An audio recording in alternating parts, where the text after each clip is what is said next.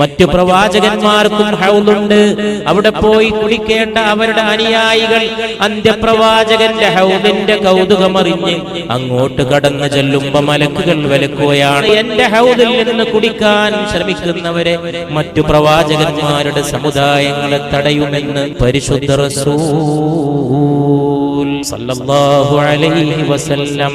സ്വർഗവും നരകവും നേരത്തെ തന്നെ തയ്യാറാക്കപ്പെട്ടു വെച്ചിരിക്കുന്ന പരലോകത്ത് പരിശുദ്ധ റസൂൽ സല്ലല്ലാഹു അലൈഹി വസല്ലമയുടെ ജീവിതത്തിലെ രണ്ട് സംഭവങ്ങൾ ഓർത്തുപോകേണ്ടതാണ്. നിസ്കാരത്തിനിടയിൽ അവിടുന്ന് മുന്നോട്ട് കൈനീട്ടി. നിസ്കാരം കഴിഞ്ഞപ്പോ സഹാബത്ത് ചോദിച്ചു, അങ്ങെന്തിനാണ് കൈനീട്ടിയത് യാ റസൂലല്ലാഹ്? സ്വർഗത്തിലെ ഒരു മുന്തിരിക്കൊല എനിക്ക് നേരെ നീട്ടി, ഞാൻ അതെടുക്കാൻ വേണ്ടി കൈനീട്ടി. അത് ഞാൻ ഭൂമിയിലേക്ക് കൊണ്ടുവരാൻ മോഹിച്ചു, പക്ഷേ അത് പിൻവലിക്കപ്പെട്ടു എന്ന് പുണ്യ റസൂൽ സല്ലല്ലാഹു അലൈഹി വസല്ലം